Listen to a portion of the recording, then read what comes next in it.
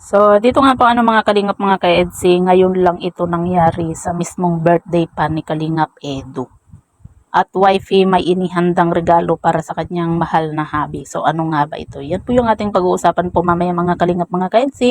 Pero bago po natin ipagpatuloy ang video ito sa mga bago pa lang po sa ating munting channel, huwag po natin kalimutang suportahan ang ama ng Kalingap, Kuya Val Santos Matubang at Kalingap Rob. At paunawa, panoorin po muna ang full video bago mag-comment para malaman ang nilalaman nito. At paki-like na rin po mga kalingap mga ka-EDSI at pindutin na rin po natin ang notification bell para updated po kayo lagi sa ating reaction video. At yun nga po mga kalingap mga ka-EDSI, dito nga po batiin po muna natin ng happy birthday po ang ating napakagwapong si Habi nga po mga kalingap mga ka-EDSI. At yun nga po kagabi nga po mga kalingap mga ka-EDSI, sa live nga po ni Kalingap Edu ay talaga namang inulan nga po ng regalo itong si Kalingap Edu. At inulan din po ito ng pakulay nga po at palipad. Marami nga po itong natanggap nga po mga Kalingap mga ka-EDSI na regalo na galing nga po sa iba't ibang sponsor.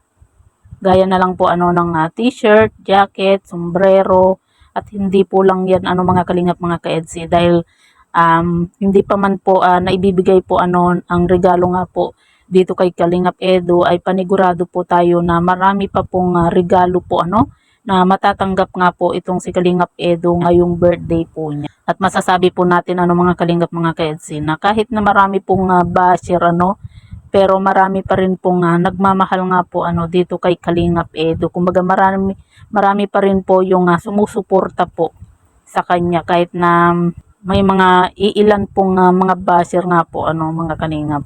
At ayan nga po mga kalingap mga ka-EDSI, pasalamat din po tayo sa mga taong patuloy po na sumusuporta po sa ating hobby nga po na si Kalingap Edu. At dito naman po mga kalingap mga ka-EDSI, syempre hindi rin po magpapatalo po ang ating si wifey nga po.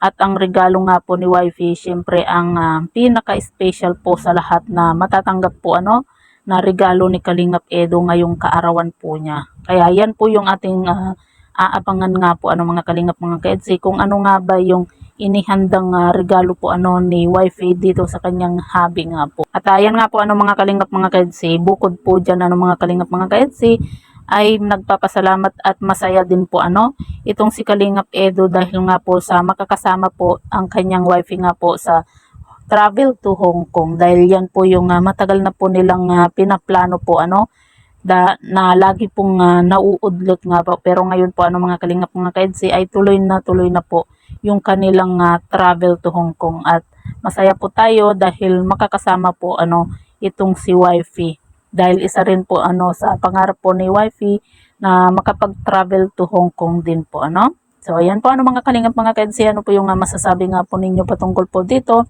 I-comment nyo lang po sa ibaba at babasahin po natin isa-isa.